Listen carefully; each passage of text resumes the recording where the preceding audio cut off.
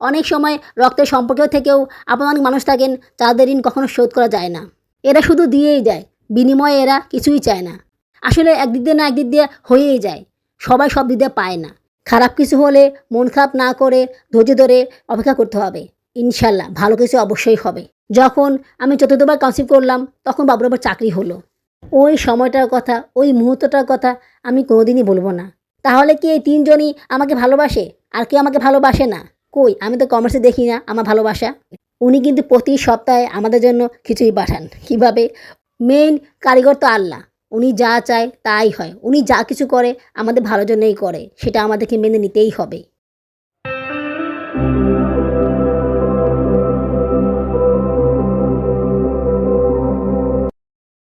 আসসালামু আলাইকুম। আমার চ্যানেল এবং পেজে তোমাদের সবাইকে স্বাগত জানাচ্ছি। তোমরা সবাই কেমন আছো? আশা করি আল্লাহর রহমতে ভালোই আছো। আমিও ভালো আছি আলহামদুলিল্লাহ। দেশে এবং বিদেশ থেকে যারা আমার ভিডিওটি দেখতেছো তাদের সবাইকে জানাই আমার পক্ষ থেকে আন্তরিক অভিনন্দন ও ভালোবাসা। নতুন আরও একটি ব্লগ নিয়ে আবার তোমাদের সামনে হাজির হলাম। এখন প্রায় দুপুর 2টা বাজে। জলপাই আচার বানাবো। আসলে জলপাইগুলো ফ্রিজে রেখে দিয়েছিলাম আচার বানানোর জন্য। জলপাই আচার বানাবো, সেই কবে এনে রেখে দিয়েছি, কিন্তু বানানো হচ্ছে না। বানাবো করে আর বানানোই হচ্ছে না। এই কাজ সেই কাজ, এগুলো করতে করতেই সময় চলে যায়। জলপাই আচার আর বানানো হয় না। এক পদের আচার তো বানিয়েছিলাম, যেগুলো আধ ভাঙা করে, তো ওগুলো তো বানানো হয়ে গিয়েছে। এখন বানাবো আস্ত জলপাই আচার। আস্ত জলপাই আচার খেতে আমার কাছে অনেক ভালো লাগে। বাবুরাবু খেতে খুব বেশি পছন্দ করে এই আচারগুলো। উনি বলেছে বেশি করে বানিয়ে দিতে। আচ্ছা, বেশি করে বানাতে বলতেছে। আচার বানাতে হলে কী কী লাগবে সেগুলো কিনে দিয়েছে।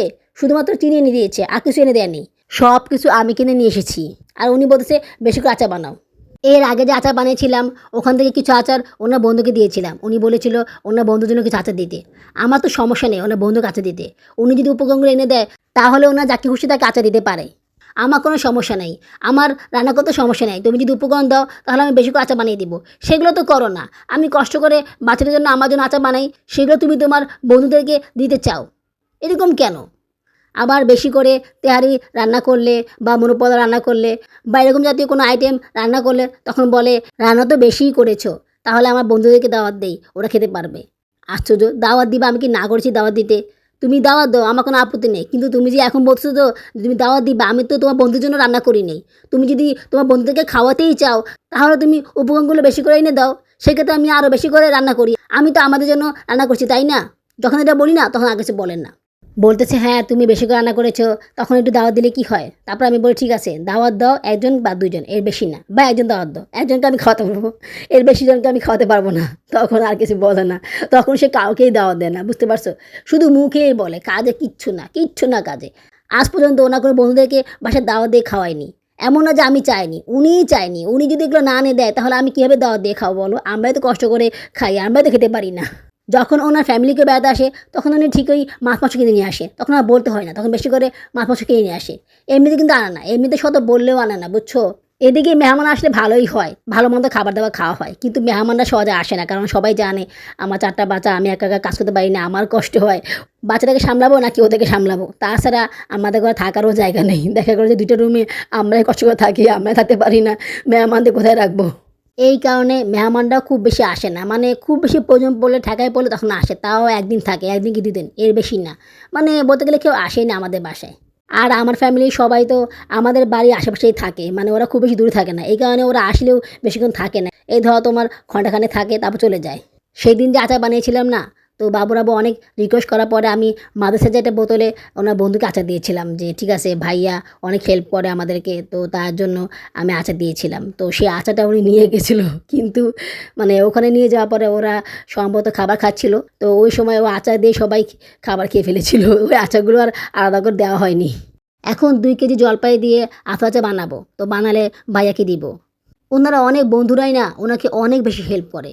মানে মিথ্যা বলবো না, বিয়ের পরপরই দেখতেছি যে ওনার বন্ধুরা, ওনার কিছু দূরের ভাগ্নি ভাতিজা, তো এরা ওনাকে অনেক হেল্প করে। আর আমাকেও অনেক বেশি সম্মান করে। ফোনে সুন্দর করে কথা বলে, যদিও ফোনে খুব বেশি কথা বলা হয় না। তো সবাই ওনাকে অনেক বেশি হেল্প করে। নিজের আপন ভাই বোনেরা ওনাকে এত বেশি হেল্প করে নেই যতটুকু ওনার বন্ধুরা করেছে। কীভাবে বুঝলাম? যেমন ধরো আমাদের বিয়ের পরপরই অনেক কিছু ওনার বন্ধু পাঠিয়েছে, যেমন ধরো চকলেট, তারপরে জামা কাপড়, এগুলো তো আসেই। তারপর টাকা পয়সা যা লাগে এগুলো দিয়ে অনেক হেল্প করেছে।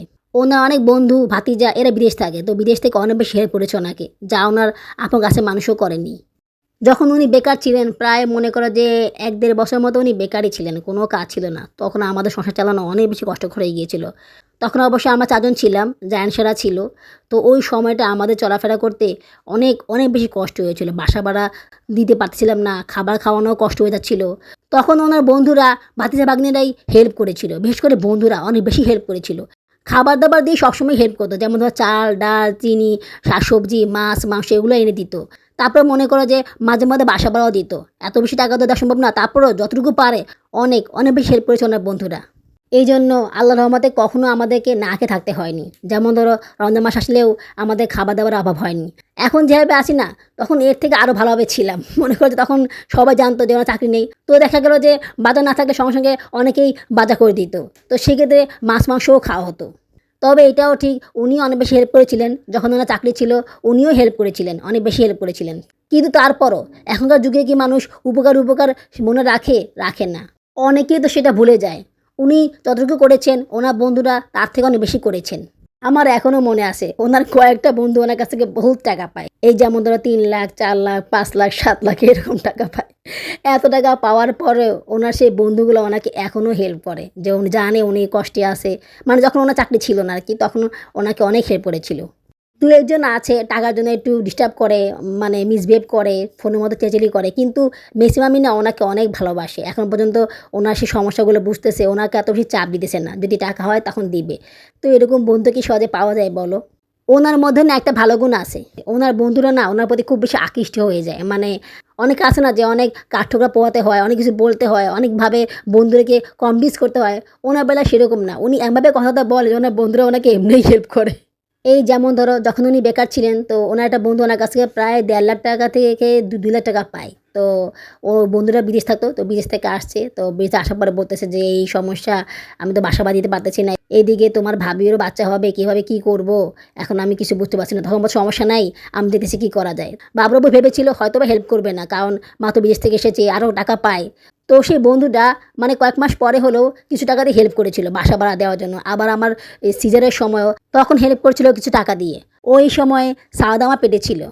আচ্ছা এদের মধ্যে ১ জন বা ২ জনের কথা বলি, বিশেষ করে ১ জনের কথা বলি যে মানুষটা মানে কি বলবো?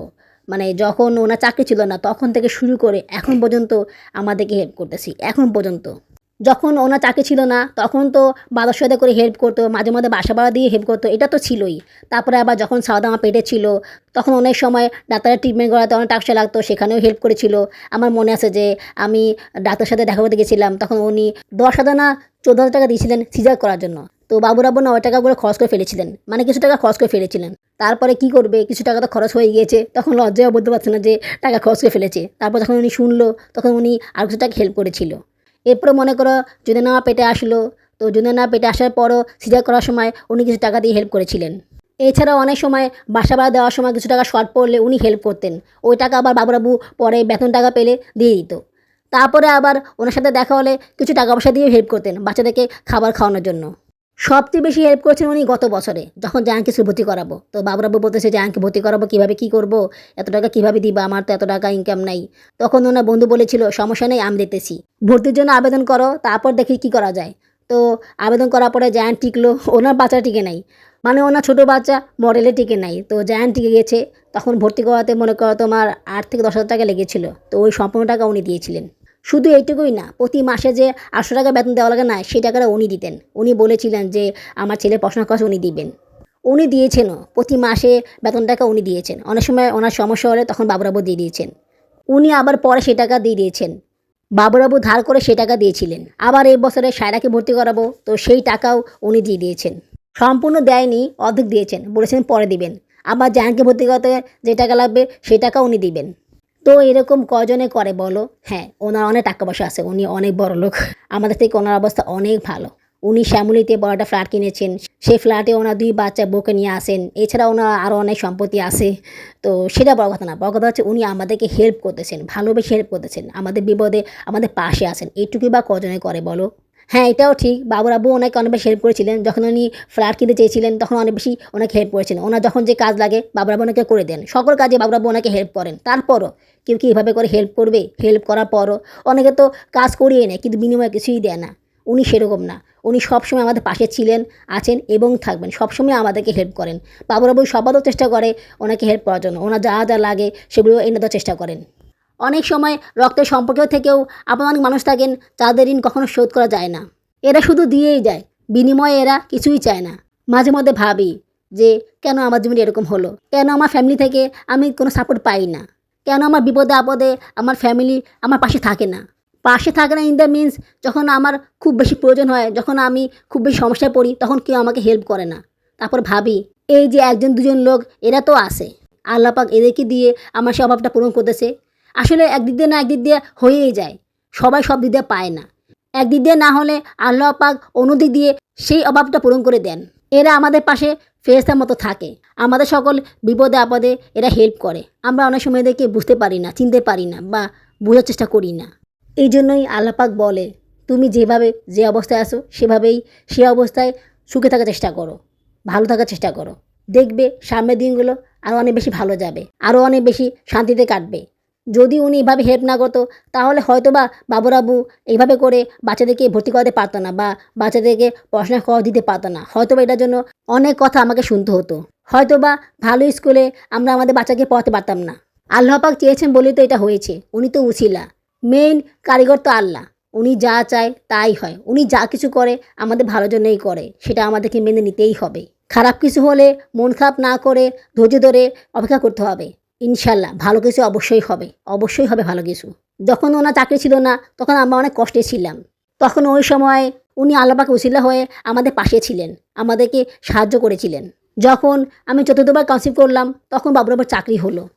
ওই সময়টার কথা, ওই মুহূর্তটার কথা আমি কোনোদিনই বলবো না।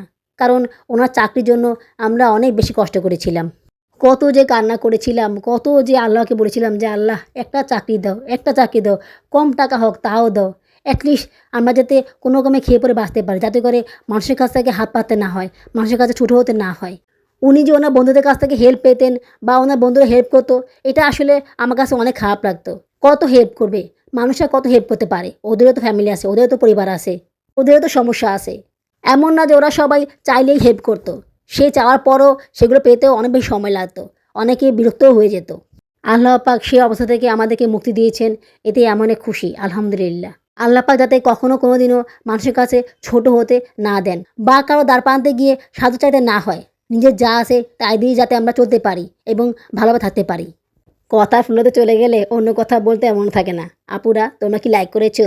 যদি লাইক করে না থাকো তাহলে প্লিজ একটা লাইক করে দিও। লাইক করে দিলে কাজ করার উৎসাহ অনেক বেশি বেড়ে যায়। আর যদি খুব বেশি ভালো লেগে থাকে তাহলে আমার এই ছোট চ্যানেলকে সাবস্ক্রাইব করে আমাকে আপন করে নিও। ভিডিওটি সম্পূর্ণ দেখার পরে একটা কমেন্টস করে দিও। তোমাদের একটা কমেন্টস আমাকে কাজ করার জন্য অনেক বেশি অনুপ্রাণিত করে, তাই কমেন্টস করতে ভুলে যায় না কিন্তু। তোমরা তো কমেন্টসই করো না, 2-1 জন বা 3 জন আমাকে কমেন্টস করে, আর কেউ কমেন্টস করে না। তাহলে কি এই 3 জনই আমাকে ভালোবাসে আর কেউ আমাকে ভালোবাসে না? কই, আমি তো কমেন্টসে দেখি না আমার ভালোবাসা। এত কষ্ট করে ভিডিও আপলোড করার চেষ্টা করি আর তোমরা কমেন্টসই করো না। একটা কমেন্টসই তো করবা, লাইক করবা। লাইকও কম, কমেন্টসও কম। কেন আপুরা একটু লাইক করা যায় না, একটু কমেন্টস করা যায় না? তোমাদের একটু কমেন্টস যদি আমার কাজ করার আগ্রহ বাড়ে, আমি আর সুন্দর করে কাজ করতে পারি, তাহলে ক্ষতি কী বলো? এগুলো করতে তো আর টাকা লাগে না, শুধু একটু ভালোবাসা লাগে। তাহলে এগুলো করতে কেন এত বেশি কৃপণতা আপুরা বলো তো?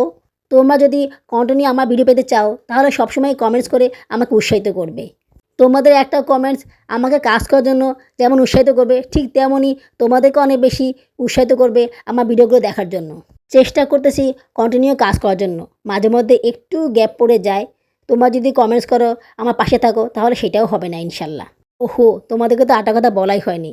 যে ভাইয়াটার কথা বললাম যে উনি আমাদেরকে অনেক বেশি হেল্প করেন, উনি কিন্তু প্রতি সপ্তাহে আমাদের জন্য খিচুড়ি পাঠান। কীভাবে? ওনার বন্ধুর দোকানে প্রতি সপ্তাহে খিচুড়ি রান্না করে গরিব দুঃখীদের খাওয়ানো হয়। তো সেখান থেকে আমাদের জন্য 2 বাটি খিচুড়ি পাঠিয়ে দেন। আসলে আমাদের জন্য না, বাচ্চাদের জন্য পাঠিয়ে দেন। বাচ্চারা তো খিচুড়ি খেতে খুব পছন্দ করে, তো ওদের জন্য পাঠান। তো ওগুলো দিয়েই আমাদের সারাদিন হয়ে যায়। সেদিন আর রান্নাবান্না না করলেও চলে। আমার আগের ব্লগে তোমরা হয়তো বা দেখেছিলে যে আমি খিচুড়ি খাচ্ছিলাম। তো ওইটা সেদিনকার খিচুড়ি খাওয়ার ভিডিও ছিল। এখন যে আচার বানাচ্ছি এখান থেকে 1 বয়ম আচার ওনাকে দিব। আসলে আচার বানাতে তো সমস্যা হয় না, কিন্তু উপকরণগুলো আনতে অনেক সমস্যা হয়। আর তাছাড়া উনি তো বাবুরাবুকে হেল্প করেন, আমাকে তো হেল্প করেন না। আমার হাতে তো কোনো টাকা দেন না। যদি আমাকে টাকা দিতেন তাহলে আমি ওনার জন্য বেশি বেশি করে খাবার রান্না করে দিতাম, বেশি বেশি করে আচার বানিয়ে দিতাম। যাই হোক, যতটুকু বানিয়েছি তার মধ্যে থেকে দিব। হলুদের গুঁড়া, মরিচের গুঁড়া দিতে মনে ছিল না, তাই পরে অ্যাড করে দিয়েছিলাম। এটা কিন্তু সবার আগে দিতে হবে, সবার আগে দিয়ে একটু ভালোভাবে কষিয়ে নিতে হবে। একটা আপু কমেন্টসে বলেছিল যে আমার কড়াইগুলো অনেক ভালো আছে, ওনার কড়াইগুলো নাকি ভালো নেই, নিচে দাগ লেগে যায়। আমি তো আসলে খুব বেশি ইউজ করি না, তারপরেও আমি যতটুকু ইউজ করি একটু ভালোভাবে পরিষ্কার করে রাখার চেষ্টা করি। আর আমি খুব বেশি রান্নাবান্নাও করি না, মানে যখন লাগে তখন ইউজ করি আর কি। এমন আছে যে না সারাদিন ইউজ করতে হয়, 24 ঘন্টা ইউজ করতে হয়, এরকম না। দেখা গেলো যে আজকে ইউজ করলাম, আবার 2 দিন পর ইউজ করলাম, এরকম আর কি। আমি যে সিরামিকের সেগুলো কিনেছি, এগুলো কিভাবে কাজ করতেছে বা এগুলো আমি কিভাবে ইউজ করতেছি সে সম্পর্কে তোমাদের কাছে একটি ব্লগ শেয়ার করব। তাছাড়া ইডি চুলা সম্পর্কেও একটি ব্লগ শেয়ার করব। তাই তোমরা আমার ব্লগগুলো একদম মিস করবে না, সবগুলো দেখার চেষ্টা করবে। আশা করি তোমাদের ভালো লাগবে। 3টা বয়ামে আচারগুলো ভরে নিচ্ছি, এর মধ্যে থেকে একটা বয়াম ওনার বন্ধুকে দিব। তাও বাবার বাবাকে বলে দিয়েছি, তুমি কিন্তু তোমার অন্য বন্ধুদেরকে বলবা না যে আমি আচার দিয়েছি ওনাকে, না হলে কিন্তু তোমাকে সব কিছু কিনে আনতে হবে। আমি আর অন্য কাউকে আচার দিতে পারবো না, এই 2 বয়াম আমরা খাবো সারা বছর জুড়ে। আমার বাচ্চারা আচার খেতে খুব পছন্দ করে, তাছাড়া প্রতি সপ্তাহে যখন খিচুড়ি পাই তখনই আচার দিয়ে খাই, খেতে অনেক ভালো লাগে। একটা আপু বলেছিল যে আপু তুমি শীতের পিঠা বানাও। আপু, শীতের পিঠা বানাতে আমার খুব ইচ্ছা করে, আমার কাছে পিঠা খেতে খুব ভালো লাগে। আসলে সময় হয় না, তবে আমি বানাবো। যেগুলো যেগুলো খেতে আমার কাছে খুব বেশি ভালো লাগে সেগুলো আমি বানাবো। আর বানালে অবশ্যই তোমার সাথে সেটা শেয়ার করব। আসলে আমি রাইস কুকার কেনার জন্য টাকা জমাচ্ছি, সেই টাকা প্রায় হয়েও গিয়েছে। তবে এখন রাইস কুকার কিনবো কিনা সেটা ভাবতেছি, মানে একটা সমস্যায় পড়ে গিয়েছি। সেটা তোমাদের সাথে আগামী ব্লগে শেয়ার করব। আজ এটুকুই, আগামী ব্লগে দেখা হবে। আল্লাহ হাফেজ। ঘরের কাজ করা শুরু করলে আর শেষ হয় না, সারাদিন কাজ করলেও ঘরের কাজ করা শেষ হবে না। এই ছোটো ছোটো বাচ্চা সামলিয়ে ঘরের কাজগুলো করা অনেক কষ্টকর হয়ে যায় আমার কাছে। তারপরও ঘরের কাজগুলো করতেই হয়, না করে পারা যায় না। সংসার করতে হলে কিছু কিছু জিনিস সেভ করে চলতে হয়, না হলে সংসার চালানো অনেক কষ্টকর হয়ে যায়। আগামী ব্লগে এসকল বিষয় সম্পর্কে আলোচনা করব, তাই আগামী ব্লগটা দেখা মিস করো না, আমার পাশেই থেকো।